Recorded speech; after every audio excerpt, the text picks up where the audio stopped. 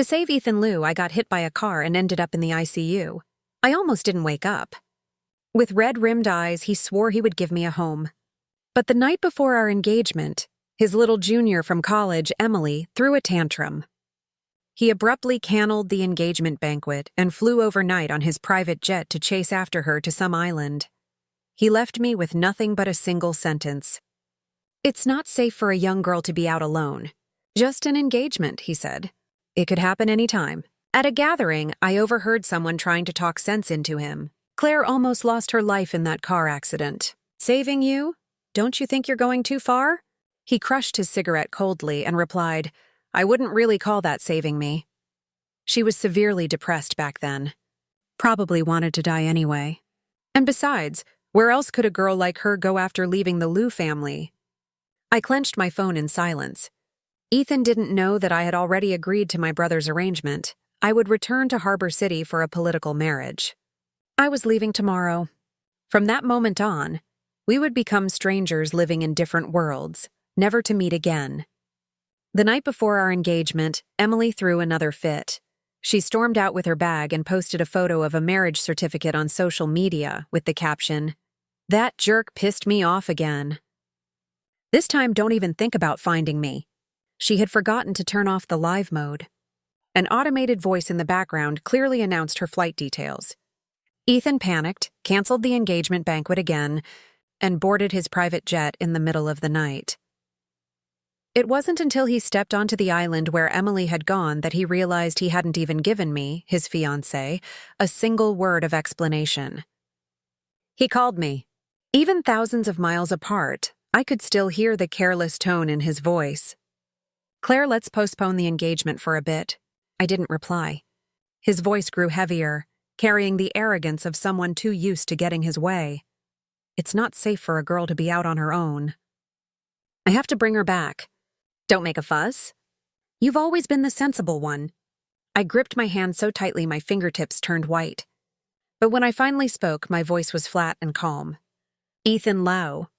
I called him by his full name, something I rarely did. "This is the third time. Let's call off the engagement." Just then, a girl's playful voice interrupted from his end of the line. "Ethan, help me with my bag strap." "Be good," he paused. "It's just an engagement. We'll do it another day." The call ended abruptly. Outside, the moonlight flowed like water, spilling over the curtains and painting a cold sea across my desk. I picked up my phone and replied to a message I'd received 3 days ago. "Brother, I want to come to Harbor City." That night, I didn't sleep well. In my dreams, time turned back and Ethan became the little boy who used to follow behind me step by step. He stood on tiptoes to wipe sweat off my forehead, his voice still soft and childlike. "Claire, are you hot? I'll fan you." Next to the swing set in the Shen family garden, I swung my legs while eating candy, and Ethan crouched beside me, watching with big, eager eyes. The adults laughed and teased. "He likes Claire so much. Should we let her marry him when they grow up?" The little boy's ears instantly turned red, but he still mustered up the courage to grab my hand and say, "Okay, when we grow up, Claire will be my bride." The setting sun lit up his lashes with a golden edge. My small shadow landed right in the center of his amber eyes, like a treasure being carefully held. Later, our parents divorced. My mother took me with her, and my father took my brother far away to Harbor City. In high school, my mother went abroad for business. Her return flight crashed into the depths of the Pacific Ocean, and not even a single shred of her clothing was ever recovered. After the funeral, my father wanted to take me to live with him in Harbor City, but the shock left me severely depressed. I locked myself away in the old Shen family estate, refusing to leave. Death's greatest power doesn't lie in taking someone's life, but in making those left behind lose the will to keep living. Back then, I was plagued with sleepless nights. Every time I closed my eyes, I saw my mother's body dissolving into the air. First her fingers, then her face, and finally even the sound of her voice scattered like the wind. When things reached their worst, I had climbed to the rooftop of an abandoned building. Just as I was about to jump, Ethan Liu rushed over and grabbed me tightly. He said I was just sick and he would stay by my side as I got better. He took me to see a therapist, brought me to try all kinds of things he thought I might enjoy. And during those nights when I jolted awake in panic, he patiently told me silly fairy tales over and over again. He became the only guiding light in my chaotic world. The reason I didn't get completely lost in the darkness. So that day when the Auto FC control truck came barreling toward us, I pushed him away without hesitation. I spent half a month in the ICU. My legs were shattered beyond recognition, and I came close to never waking up again. It took a year of rehabilitation before I could walk normally. After the college entrance exams, Ethan lit fireworks for me all night.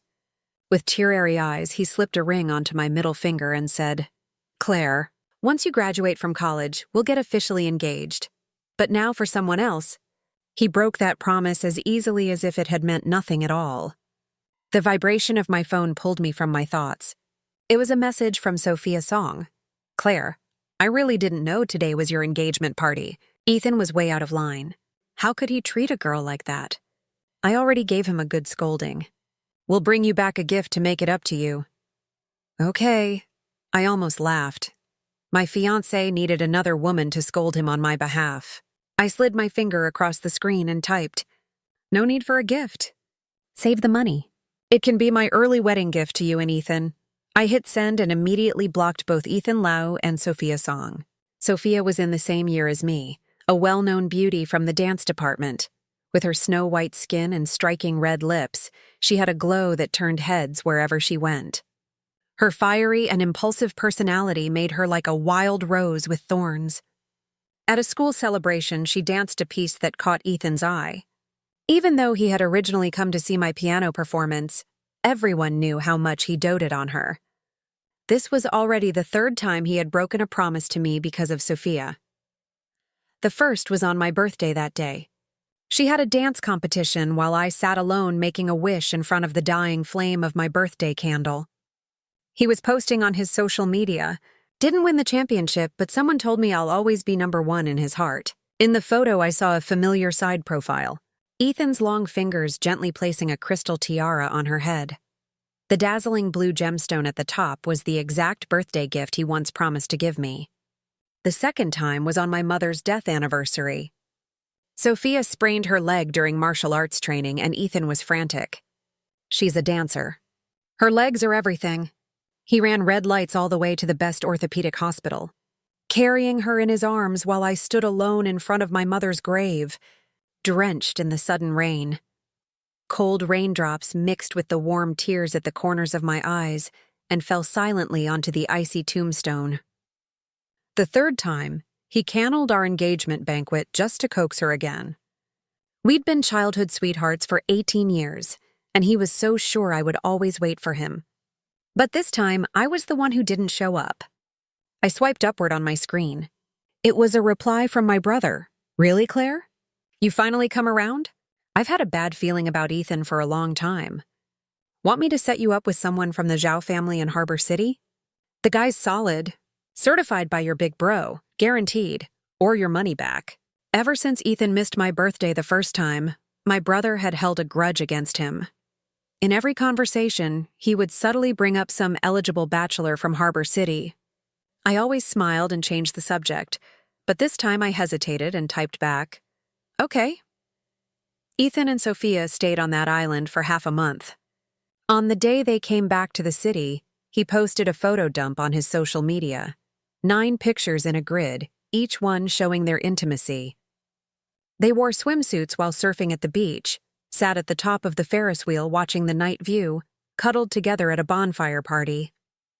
None of the photos crossed the line completely, but each one was laced with suggestive undertones. Someone left a teasing comment under his post. "So, Mr. Liu, is this the start of switching fiancé?" His reply was carelessly light. The girl's hard to please. Had to make a proper memory to cheer her up. The custom ringtone I had set for him suddenly rang. After half a month of silence, Ethan Liu was finally calling me. His voice, as always, carried that lofty kind of tenderness, as if he were still looking down from a pedestal. "Tonight's my birthday dinner. I'll come pick you up." For a moment, I was dazed before realizing today was his birthday. If it had been any other year, I would have already prepared his gift days in advance, just waiting for the right moment to give it to him at the party. "Don't bother," I said softly. "I'm busy. I won't make it." I wasn't lying. In the past 2 weeks without him, I really had been busy. Busy applying for a visa, packing my things, saying goodbye to friends. Tonight happened to be my farewell dinner planned long ago with my closest friends. On the other end of the line, his breathing grew noticeably heavier. "Claire Shen, do you have to be this unreasonable? Look at what happened. Being alone on an island is dangerous, and now you're seriously making this into a thing. He even brought a gift back for you. Keep this up and our engagement won't be postponed. It'll be canceled." "Ethan Liu," I interrupted him gently. "I bought a plane ticket to Harbor City. I'm leaving tomorrow.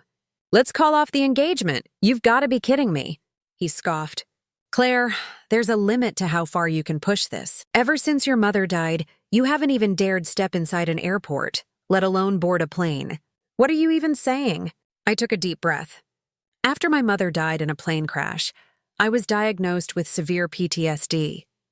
I couldn't board flights. I couldn't even go near an airport. The sound of a boarding announcement would send chills down my spine. Ethan had long assumed I used that as an excuse. What he didn't know was that while he and Sophia roamed the world without a care, complaining that traveling with me was too troublesome, I had been undergoing exposure therapy, just as my therapist recommended. Back then, I bought a plane ticket every single day. At first, all I could do was sit in the departure lounge, trembling as I listened to the roar of planes taking off and landing. Eventually, I managed to get through short domestic flights. Now, I was no longer afraid of being thousands of feet in the sky. "Fine," he said impatiently before the call ended. "Come yourself, don't make me wait." I returned to my apartment. This apartment was a gift from Ethan on my 18th birthday. That day, he had blindfolded me and led me into the empty living room. His voice was unusually nervous as he said, "Claire, I'm going to give you a home."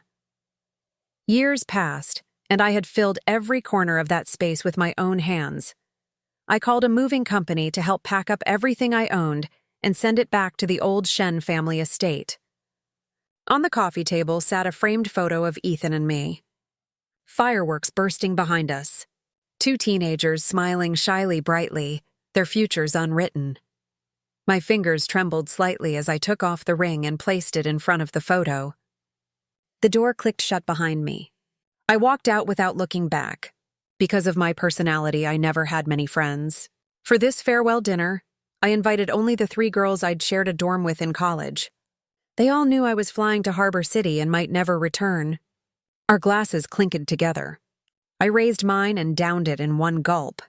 As the alcohol slid down my throat, I suddenly remembered the first day of college. Ethan had done the same thing, lifted his glass and said to me, "Claire, I'll always be by your side." Back then, I never imagined there would come a day I'd go to Harbor City alone, that I'd leave without even a proper goodbye between us. After the gathering, I went to the restroom. On my way back, I passed a private room and suddenly heard someone say my name. "Is Claire not here yet? You think she's really mad at you, Ethan?" The room went quiet for a beat. Then came a familiar male voice. Even if I borrowed 10 lives, I wouldn't dare. The door cracked open. Inside, Ethan lounged lazily on a leather sofa, a cigarette glowing between his fingers. Laughter burst out in the room. Man, only Ethan knows how to keep a woman in line. He had that little dance girl wrapped around his finger not long ago, and Claire didn't even say a word. Claire Shen's ice cold. Sophia's song's fiery. He had both the white rose and the red rose now. No wonder people said Ethan Liu was winning at life. Someone in the room tried to reason with him, Ethan. Claire nearly lost her life saving you back then. Don't you think you've gone too far? Ethan stubbed out his cigarette. Expression cold and indifferent. It wasn't really saving me. She was deep in depression back then, practically suicidal. And even if she left the Liu family, where else would a girl like her go? His voice echoed in my mind like sudden thunder, shaking me so hard I couldn't move. During those 3 years of high school, I was seen as a freak by my classmates, withdrawn and isolated because of my depression. It was Ethan who led me out of the darkness step by step, But he would never know that in that split second when the truck came barreling toward us and I shoved him out of the way, I wasn't thinking about dying. I was thinking, if it's for you, I'm willing to die. I had seen him as my salvation, the one who rescued me from the abyss. I never imagined that one day my pain would be reduced to a cheap joke from his lips. The taste of blood filled my mouth. I stood there trembling from head to toe. Suddenly, my phone buzzed. It was a message from my brother. "Sorry, Claire. I really can't get away tomorrow, but I've arranged for someone from the Joe family to pick you up. See you in Harbor City." I wiped the corner of my eye and smiled faintly. "See you in Harbor City." Night fell. Inside the private room, the light still shimmered like a dream. The mood fueled by alcohol. Ethan tilted his head back and downed a shot of strong liquor. His Adam's apple bobbed and his brows tightened. Claire Shen still hadn't shown up. In the past, she always sent him a birthday message right after midnight. She once said she wanted to be the first to wish him happy birthday. At his parties, she would prepare thoughtful gifts tailored to his taste. But now he had stared at his phone the entire night, and the chat window remained blank. He knew she was mad about Sophia, which was why, swallowing his pride, he'd called her to offer a way out for both of them. He never expected that Claire, always so gentle and soft-spoken, would actually mention breaking off the engagement over the phone and say she was going to Harbor City. Ethan let out a cold laugh, then accidentally tipped his glass, spilling the contents across the table. "She doesn't even dare set foot in an airport," he muttered. "How's she going to fly? It's just another game of playing hard to get." He was still certain Claire wouldn't leave him. She never had. He chose to ignore that faint thread of unease tugging at his gut. As time ticked by, Claire still didn't appear.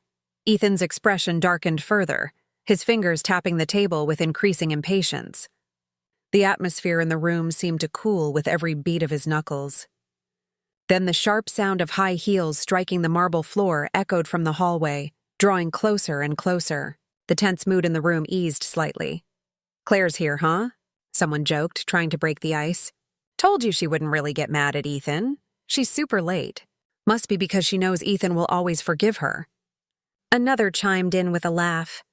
Amid the teasing, Ethan tugged at the collar of his shirt and sneered.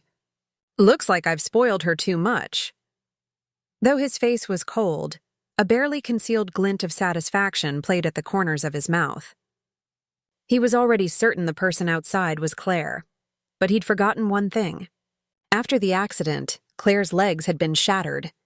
It had taken a full year of rehab before she could even walk properly again. The doctor had said she would never be able to wear heels for the rest of her life. The door opened and Sophia Song walked in, teetering on 10-centimeter stilettos before throwing herself into Ethan's arms. "Happy birthday, Ethan, you!" Ethan frowned. Sophia's smile stiffened for a moment, but she quickly recovered, pressing herself closer. "Of course it's me. Who else would it be?" With a flourish, she pulled out a box from behind her back. "Look, I had these custom-made matching rings in a case." She popped open the box and eagerly grabbed his hand. "Come on, try it." Her long nails traced over the back of his hand and pinched the ring on his middle finger. Only then did Ethan suddenly snap back to his senses. Ethan suddenly shoved Sophia away, his tone sharp and impatient. "Who told you to touch my ring?" "Ethan." Sophia stumbled back onto the sofa, looking at him in disbelief. Her makeup was done to perfection today, and her crimson velvet mini dress flaunted her beauty with boldness and flair. She looked stunning, but completely different from Claire's quiet elegance. It was that bold, untamed charm on stage that had first caught Ethan's eye. But now, the red rose that once burned so brightly suddenly looked like a splatter of mosquito blood. Ethan pinched the bridge of his nose, clearly irritated. "Your gift is nice, but don't bring anything next time. You know this already. Claire is the only one who will ever be my fiancé. Aside from that, I can give you anything else you want." Sophia bit her lip, unwilling to give in. "But I just ran into Claire's roommates. They said she's going to Harbor City. She might never come back. Ethan, she's the one walking away from you. Wouldn't it be better if it was just you and me?" It was rare to see the proud and dazzling Sophia looking so vulnerable, but it didn't move Ethan at all. He shot her a cold glance. Don't say things like that. Claire would never go to Harbor City. He pulled out a cigarette, lit it with a flick of his thumb. After being childhood sweethearts with Claire for so many years, he thought he knew better than anyone how much she loved him. Loved him so much that even after he missed her birthday, ignored her grief, stood her up, and put Sophia first again and again, she still wouldn't leave him. Maybe she was just upset after that half-month trip he took with Sophia since he hadn't messaged her the entire time. That was probably why she was still holding a grudge and didn't come to his birthday party. Surrounded by drifting smoke, Ethan gave a small, confident laugh. Fine, I'll coax her myself. He picked up his phone and dialed the number he had long since memorized, but all he heard was the cold mechanical voice of the automated system. We're sorry. The number you have dialed is no longer in service.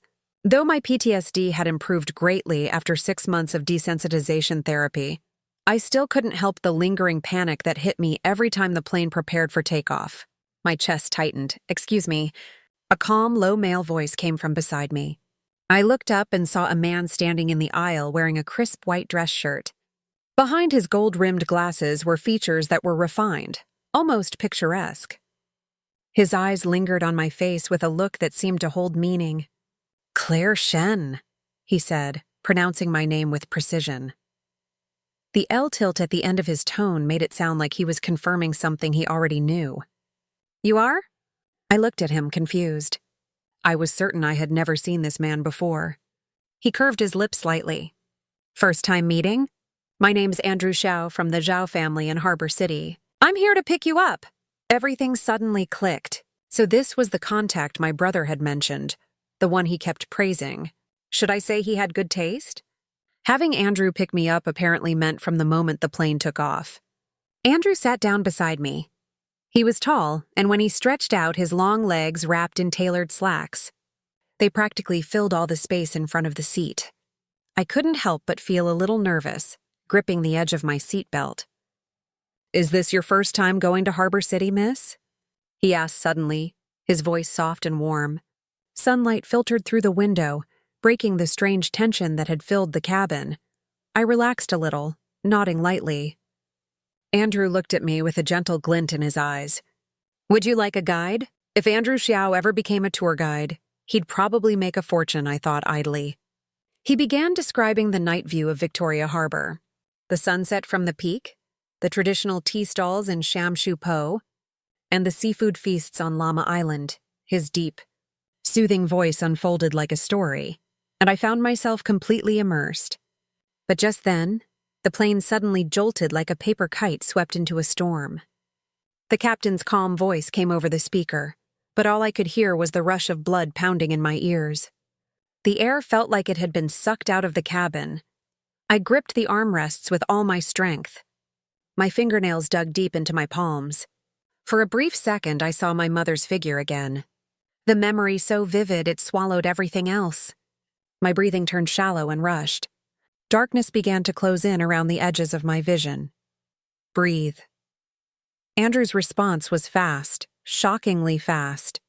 In a flash, he tore open the emergency oxygen bag and cupped it gently over my nose and mouth. His other hand pressed steadily against my trembling back. Breathe with me, he said in a calm, steady voice, his tone like some kind of tranquilizer, smoothing out my panic. I tried to match my breaths to his slowly, rhythmically, until my heartbeat settled and the tightness in my chest eased. The plane eventually broke free of the turbulence and steadied. Only then did Andrew remove the bag. He asked the flight attendant for a cup of water, and seeing my fingers still slightly trembling, he held the cup and helped me take a sip. The warmth of the water washed away the edge of my panic. As the reality of what just happened sank in, I began to feel a bit embarrassed. Thank you. I'm really sorry. I overreacted. I must have scared you. It's okay, Miss Shen, he said as he handed the cup back, lifting an eyebrow slightly in a casual gesture. Being able to take care of travelers' well-being is a basic requirement of any qualified guide. So, what do you say? Will you hire me? I couldn't help but laugh softly. Just call me Claire, and thanks in advance for the trouble. The plane soared through the clouds and suddenly a rainbow appeared outside the window. Andrew turned his head toward me, a gentle smile on his face. "Look, Claire," he said. "Harbor City is welcoming you." I followed Andrew Xiao into the parking lot. A sleek black Bentley sat parked near the entrance. The driver opened the door, but when he saw me getting in along with Andrew, a flicker of surprise flashed across his face. "To the Shen residence," Andrew said calmly. The car moved smoothly through the city. A faint scent of sandalwood lingered inside, subtle and soothing, putting me unexpectedly at ease. I leaned back in the seat as drowsiness gradually overcame me.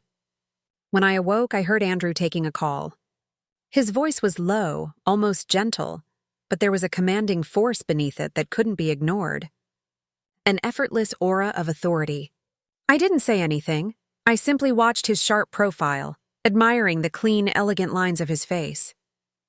I couldn't help but think, sometimes God really isn't fair. "What's on your mind, Claire?" Andrew's voice snapped me out of my thoughts. "Nothing," I replied instinctively. But then I suddenly remembered what my brother had said about this arranged marriage. And before I could stop myself, I added, "You were very charming just now." On the phone, the man who had been so composed a moment ago suddenly flushed, his Adam's apple bobbing awkwardly. "Thank you." Before I got out of the car, we exchanged contact information. "See you tomorrow," he said. I smiled faintly as I adjusted my phone and watched the car pull away. Just as I was about to call my brother to ask for the gate code, my phone buzzed. "Claire, are you out of the terminal yet? Has that Zhao kid still not picked you up?" I frowned in confusion. "I'm already at the front door." "Also, who's Zhao Jiaming?" There was a pause on the other end. "Zhuanging is the guy I arranged to pick you up." "I've just been too busy to tell you his name. Why?" I blinked and hesitantly asked, "Are you sure he doesn't go by another name? Like Andrew?" What followed was a sharp intake of breath. My brother's voice came back panicked. "Andrew Hao, as in the head of the Zhao family." "How do you even know someone like that?" 20 minutes later, my brother rushed home from the office, clearly flustered. I was sitting quietly on the sofa when he arrived. The villa was decorated with framed landscape photos, definitely my father's work. He was a photographer, always chasing the next great image. Probably somewhere in Africa right now, photographing wildlife. It wasn't that he didn't love us. He just loved his dreams a little more. "Claire, are you okay?" my brother asked as he gripped my shoulders anxiously, practically checking me from head to toe. His voice shook. "I'm so sorry. I forgot to tell you the guy's name. If something had happened." I looked at him, my voice calm. "I'm fine. Nothing happened. Otherwise, I really would have regretted it for the rest of my life." "It's okay," I said softly, gently wrapping my fingers around my brother's trembling wrist. "I should have asked more clearly." My brother took a deep breath, calming himself a little, then looked at me curiously. "But how do you even know Andrew Xiao?" I felt a flicker of guilt. "He just happened to be sitting next to me on the flight. I thought he was the guy you arranged for the marriage meeting. Didn't realize it was a total mix-up." "Claire," my brother's tone grew serious. "Andrew isn't just anyone. He's the actual head of the Zhao family. People in our circle say he's cold, arrogant, and never shows interest in women." Cold and arrogant. I thought of how Andrew's ears had flushed pink earlier. That didn't quite match up. Before I could dwell on it, my brother cut into my thoughts sternly. "Just try not to get too involved with him." But I hesitantly raised my phone. I kind of already agreed to see the Victoria Harbor night view with him tomorrow. After sitting through a full lecture on personal safety from my brother, I collapsed on the bed and let out a long, tired sigh. I unlocked my phone, and as soon as I opened WeChat, messages from Ethan Liu came pouring in like a flood. "Claire Shen, where the hell did you go? You're deliberately ignoring my calls. You skipped my birthday party, and now you've even emptied the apartment. What's with leaving the ring behind? What are you trying to say?" Before I could even finish reading, an incoming voice call popped up on my screen. My finger froze for a second, then I answered. Ethan's furious voice exploded through the quiet room. "Claire Shen, you actually blocked me?" Before leaving, I had canceled my old number and switched to a Harbor City SIM card. Still, his call reminded me I needed to block him on WeChat too. On the other end, Ethan was still ranting. So, I didn't contact you for 2 weeks since when are you so petty? I told you nothing's going on between me and Sophia, and the engagement wasn't canceled. It was just postponed. Do you even want to be with me or not, Ethan? I said quietly, cutting him off. I already told you our engagement is off. We're not going to see each other again. Outside. The rain had started falling soft and steady against the window. I didn't wait for his reply. I hung up the call, tapped his profile, and blocked him. Before I realized it, I had already been living in Harbor City for over a month. My brother was busy managing his startup company, so most of the time it was Andrew Shao who kept me company. I thought things would be awkward after the misunderstanding on the flight, but they weren't at all. Andrew was a man who understood boundaries. He spoke with clarity and tacted. Always respectful, always calm. I found myself genuinely comfortable around him. Because of the accident and the long rehabilitation in high school, I had chosen public health as my major in college. In my junior year, I'd been preparing for grad school, hoping to work in the medical devices industry someday. But Ethan hadn't supported it. He told me the Liu family didn't need a daughter-in-law who spent her days tinkering with machines. Why not just stay home, drink tea, and arrange flowers? What's wrong with being a pampered wife? I hadn't had the strength to go against him, so I gave up on my dream. But Andrew was different. When he found out I'd once planned to pursue graduate studies, he encouraged me. If it's something you want, why not give it a shot? That gentle encouragement struck something deep inside me and firmed my resolve. So I started gathering application materials, determined to apply for a master's degree at the University of Hong Kong. Andrew helped me organize a mountain of academic texts, introduced me to respected professors in the field, and even accompanied me to academic dinners. After one of those meetings, we walked together down Queen's Road. The neon lights flickered above us and people bustled by on all sides. But in my eyes, there was only him, tall and calm, walking beside me. "Andrew Joe," I called softly. He turned his head slightly, his gaze warm and steady as it met mine. My heart skipped a beat. "Thank you," I said, cheeks burning. I quickly looked away, unable to hold his gaze. He chuckled gently, his voice low and soft. The soft scent of sandalwood drifted closer. "I heard Mr. Shen originally intended to match you with Jing," Andrew said lightly. "But have you considered changing to someone a bit more suitable, like me?" Even after we got home, I still felt a bit dazed. His words echoed in my ears. "Claire, I meant what I said. I like you. I hope you'll give me a chance." Since I'd agreed to my brother's proposal for an arranged match, I'd already mentally prepared myself for it. And honestly, Andrew Shao was a better match than I could have hoped for. Born into a prestigious family, exceptionally capable, and more importantly, he'd consistently helped me become a better version of myself. Precisely because of that, I didn't want to waste something so sincere. After wrestling with it for days, I finally decided to tell him the truth about my past with Ethan Lau. "I can promise you, I've let that relationship go," I said. "But if you still mind it," my voice trailed off and I looked down, speaking quietly. "That's okay too." Suddenly, a warm hand rested gently on the crown of my head.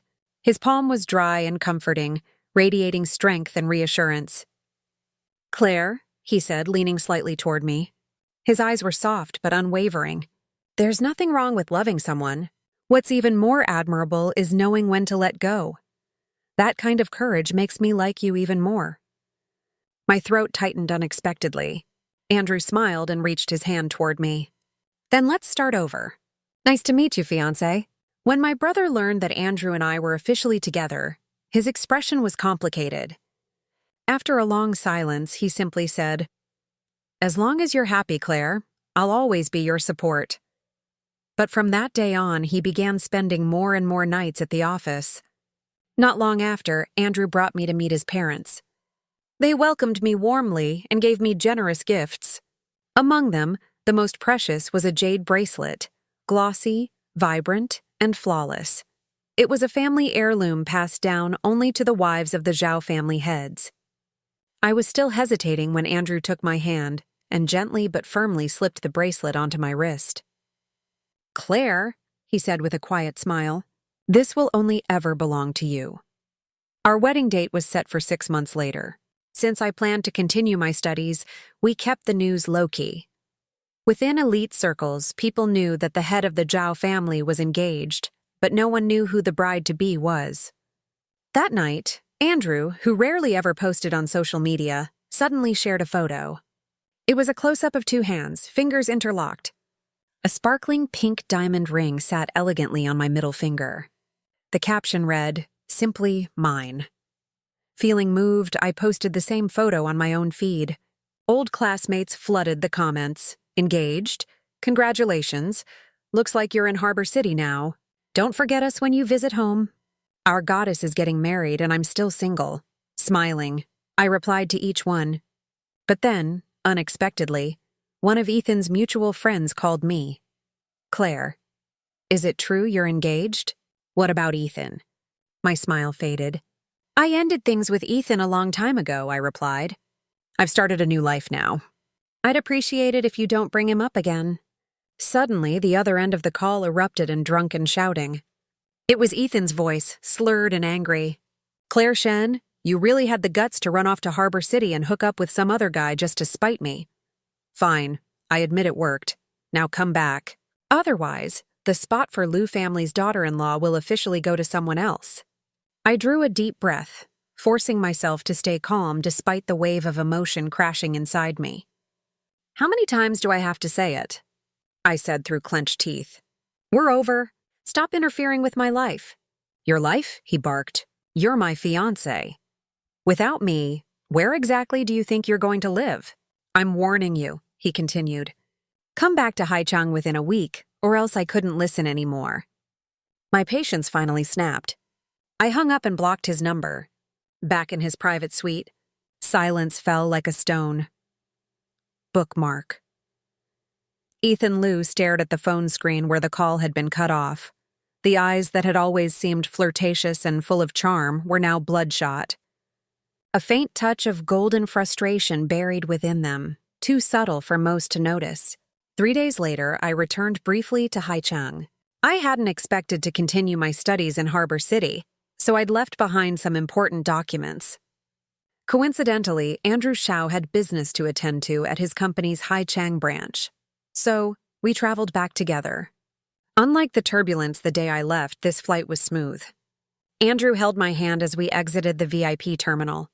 We didn't return to the old Shen estate. I had no desire to risk running into Ethan again, so we stayed at a hotel instead. The next morning, Andrew left early for his meetings. I took the opportunity to return to the Shen family home, gather my documents, and return to the hotel. Our flight back to Harbor City was scheduled for the day after tomorrow. But tomorrow night, Andrew had a business dinner and needed me to attend as his +1. He arranged for an entire room of dresses, shoes, and jewelry to be delivered to our suite. I chose a deep violet gown. It was the same color my mother wore on the day she left this world. And since then I'd never worn violet again. But old wounds had finally healed, and I was ready to walk into my own future. After getting dressed and styled, I received a message from Andrew.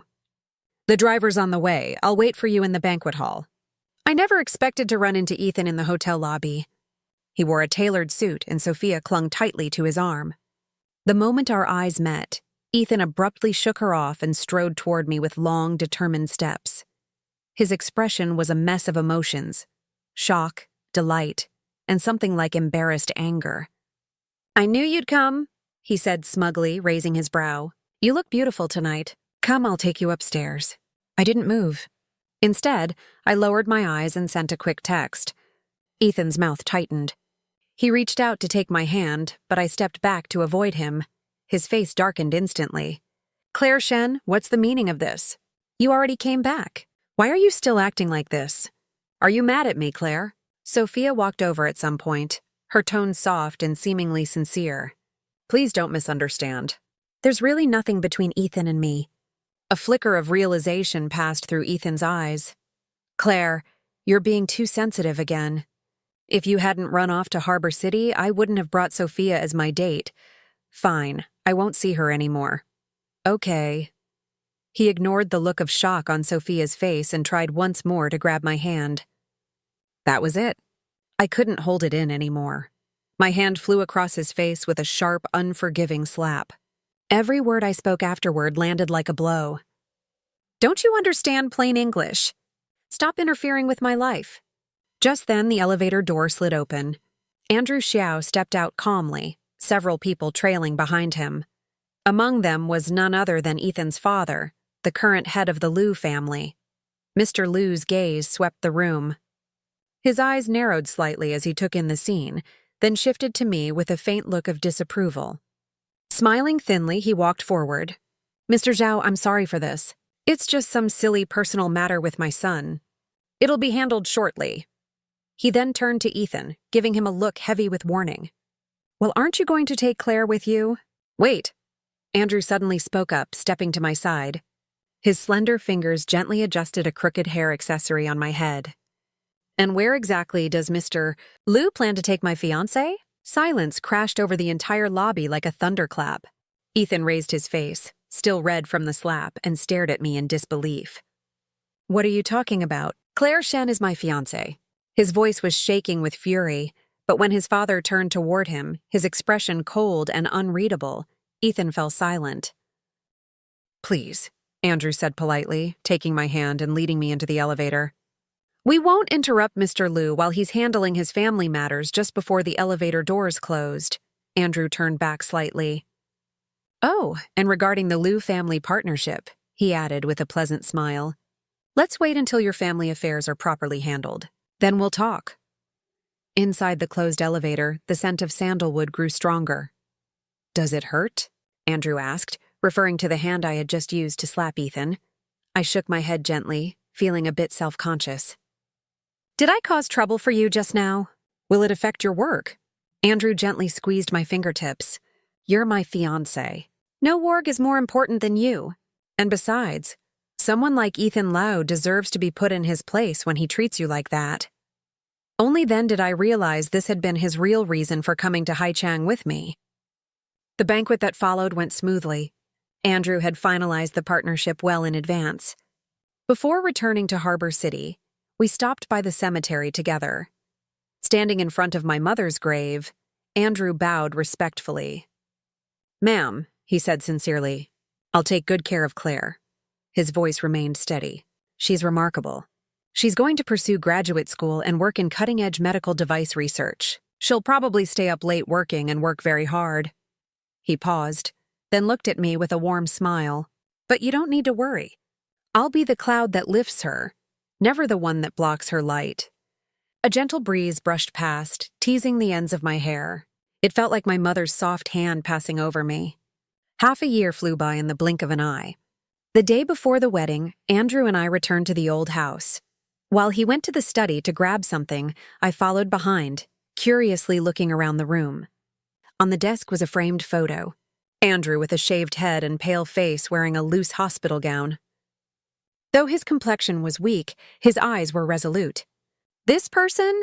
I pointed to a blurred figure in the background. That looks like me, doesn't it? Andrew stepped behind me, placing his hands on the desk, subtly enclosing me in his arms. I had a brain tumor once, he said softly. The neurosurgery department at Haichang Central Hospital is one of the best. My family brought me there for surgery. Haichang Hospital realization struck me. That was the same hospital where I'd received treatment after the accident. I hadn't expected we had crossed paths so early on. What a coincidence, I murmured. It's a shame we didn't know each other back then. We kind of did, Andrew said with a faint smile, pointing at the corner of the photo. That was my hospital room. From the window, I could see you in the passenger seat. At 18, Andrew Joe had just been accepted into one of the top universities. He was full of pride and promise, a true star among his peers. Yet, he had found himself confined to a small hospital room. Chemotherapy was grueling, and the surgery had only a 60% success rate.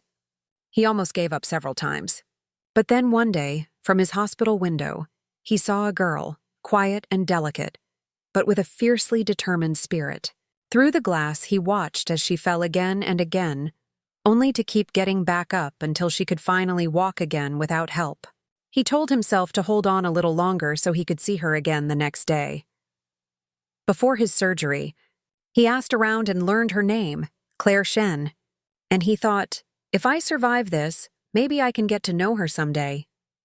He did survive, but by the time he was discharged, he saw that same girl leap joyfully into another man's arms. Still, fate had brought her back to him. Eventually, a soft kiss landed near my ear, and Andrew's voice came with a smile. So, Claire, before you even knew it, I already knew you. I thought I would be nervous on our wedding day. But when I saw the man waiting at the altar, my heart, which had been racing all morning, suddenly became still and calm. My father held my hand, leading me step by step toward Andrew Zoe. The guests below watched us with warm smiles, their eyes full of blessings. Under the solemn voice of the officiating priest, we kissed and embraced, promising forever to each other. After the ceremony, I held on to Andrew Ha's arm as we made our way to change clothes. Out of the corner of my eye, I caught sight of a familiar figure being surrounded by security, looking completely defeated. His face was ashen, but the moment he saw me, his eyes lit up. "Claire, come with me," Ethan called out desperately. "I love you." "I've always loved you." "I'll never hurt you again. Please, I'm begging you." "Forgive me." I didn't say a word. I just looked away, and as Ethan's cries echoed hopelessly behind me, I turned and walked off. A long time passed after that, and I didn't hear anything about Ethan Liu again until one day, Lumu called me. The woman who had always been so commanding now sounded strangely choked with emotion. "Claire, Ethan's been in a car accident," she said, her voice trembling. "The doctors say he'll never walk again. Can you come see him?" I was stunned. She continued speaking. "Ever since Andrew Ha cut off all business ties with the Liu family, Ethan's family banned him from coming near you again. He snuck away to your wedding that day. He was dragged back to Heechang by force. After that, he started drinking every day. Then one night drunk, he ended up in bed with Sophia. He didn't want to take responsibility, but she had secretly taken photos. The family forced him to marry her. After they got married, Ethan never came home. Sophia couldn't take the emotional abuse and constantly picked fights. One night, on their way home, they were arguing again. Neither of them noticed the light had turned red. This time, no one pushed him out of the way. Ethan was hit and critically injured. He'll be in a wheelchair for the rest of his life. Sophia's injuries weren't as bad, but she'll never dance again. "I know," she added. "Ethan wronged you. But after all, you two grew up together. Doesn't that count for something?" "Ma'am," I interrupted her calmly. "Back then, when you told me a girl like me wasn't good enough for the Liu family, you didn't mention anything about childhood friendship. And besides, whatever bond we once had, it's long gone." Just as I hung up the phone, Andrew stepped into the room, holding a document envelope. I took it from him and opened it. Inside was my official acceptance letter to the University of Hong Kong's graduate program. "Congratulations, Claire," he said with a warm smile. Overjoyed, I threw my arms around him and jumped into his embrace. The road ahead is long, but I'm ready now. Ready to journey through mountains and seas side by side with the one in front of me. The end. Good night.